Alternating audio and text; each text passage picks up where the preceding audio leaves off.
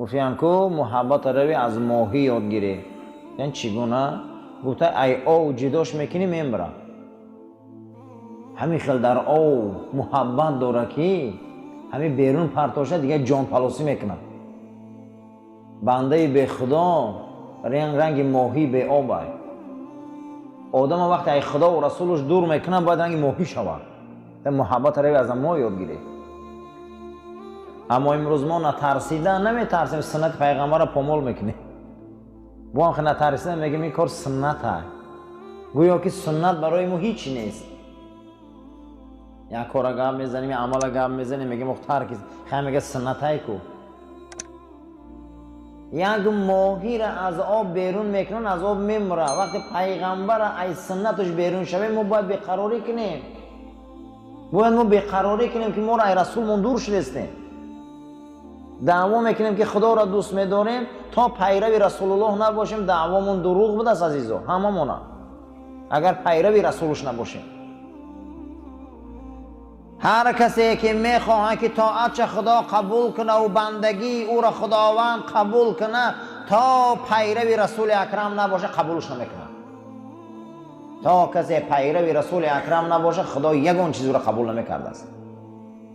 مستلزمه میگه این لازمه که ما امت رسول اول باید باشیم و نماز ما روزه ما صدقه ما قبول نشده.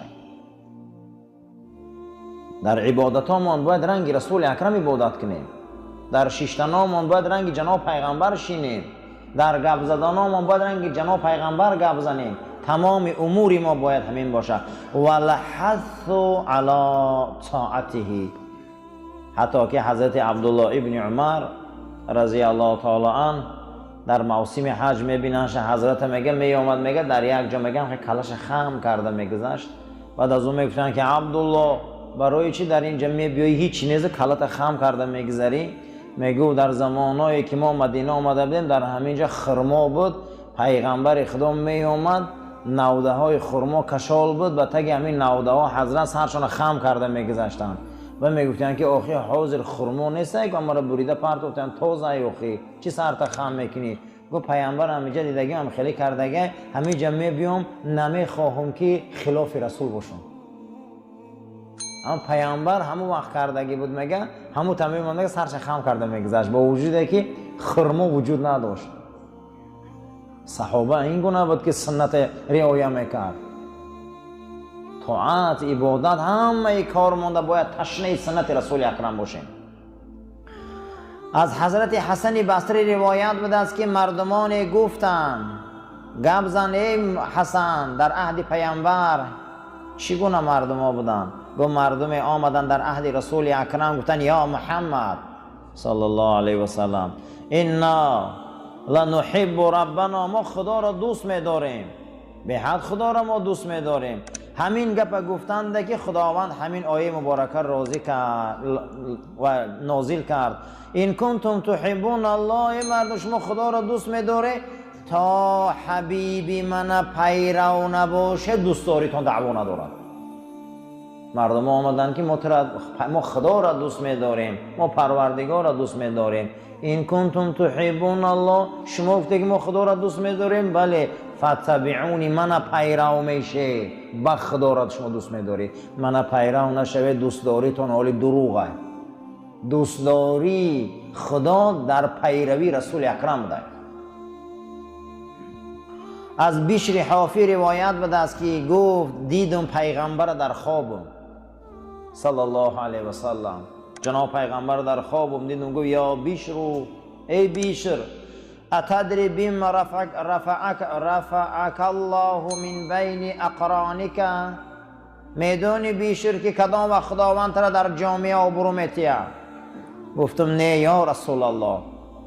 گفت یکم خدمت آدمای صالح کن تمام برادرات نصیحت در راه خدا کن محبت کن فقط در تمام دوستات و پیروی اهل سنت من باش و پیروی اهل سنت من باش و پیروی سنت من باش. اگر انمین کار کنی خداوند تر در بین تمام جامعه سربلند میکنه.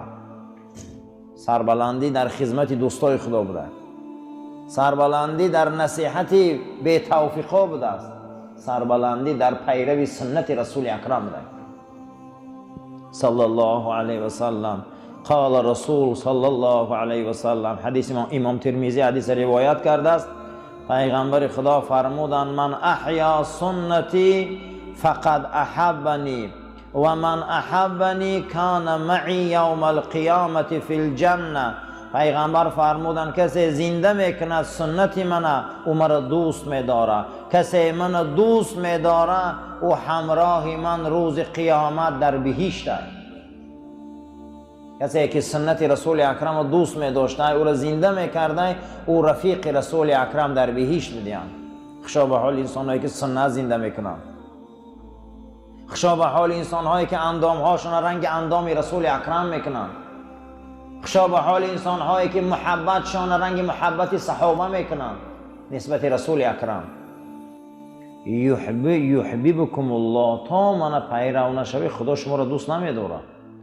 پیغمبر خدا ملاکی دوستداری خدا به دستیان.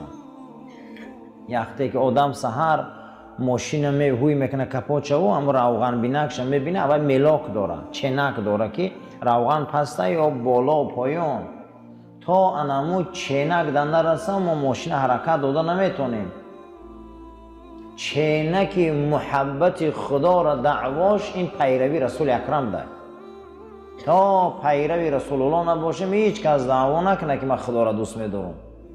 تا پیروی رسول اکرم صلی الله علیه و سلم نباشم هیچ کس گفته نمیتونه که خدا منو دوست می‌داره. شرط انا همین بوده است که من نغز می‌بینه مرا دوست می‌داره، من پیرو میشه به خدا شما را دوست می‌داره. تا من پیرو نباشه خدا شما را دوست نمی‌داره. اعلم، بدان ای بنده، ای رفیق عزیز، ای مسلمان محترم، خدا تو را رحم کنه، خدا تو را رحمت کنه.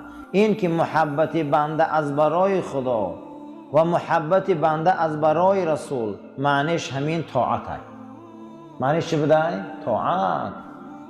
نمازات در وقتش میخونی، روزه را در وقتش میگیری، از حرام پرهیز میکنی، اطاعت خدا و رسولش میکنی، سنت پیرو میشی، انا امیر اطاعت میگفتیم. و اتباع پیرو امر خدا و رسول، محبت خدا میکنی، محبت رسول میکنی، بندگیت اثبات میکنی و خداوند برای ما نعمتاش ارزانی میکنه و مغفرت شرایی میکنه. کسی نماز نخونه دعواش دروغ است، کسی روزه نگیره دعواش دروغ است.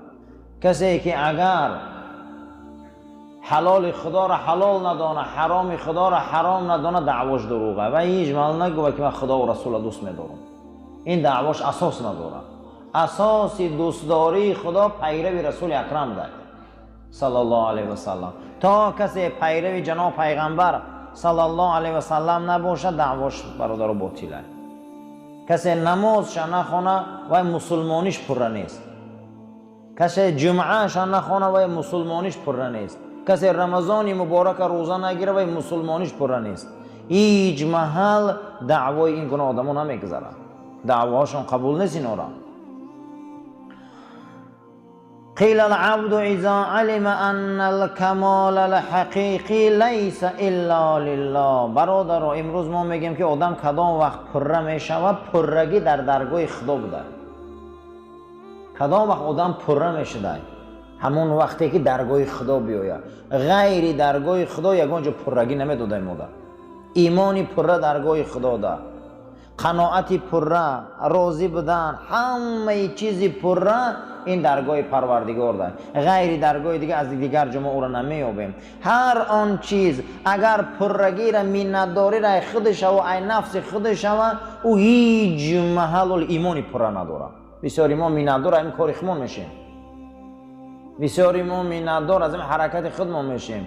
نه عزیزا، سرچشمه همه کار ما مسلمانیم از خدا. ما تینده باید خدا را دانیم، گیرنده باید خدا را دانیم، سازنده باید خدا را دانیم، سوزنده باید خدا را دانیم. دیگر هر چیزی که هست بعد اینه. ما مسلمان ها همین عقیده را داریم. کاملی درگاه خدا ده. هیچ کس محبت حقیقی را غیر ای درگاه خدا از هیچ کس طلب کردن نمیتونه. پدر رو محبت میکنی یه روز از بین میگذره، مادر رو محبت میکنی یه روز از بین میگذره، فرزند رو محبت میکنی یه روز از بین میرود. تمام این محبت ها میشکنن نیست میشن، اما محبت خدا پایدار میمونه. غیریت یگان محبت مثل محبت خداوند در قلبمون جا نکنیم، برای که او پایدار او ابدی محبت چه معنی داره.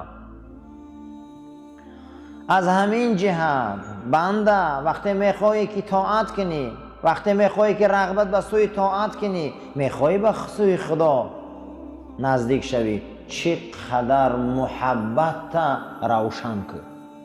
محبت چیکار کن؟ روشن کن.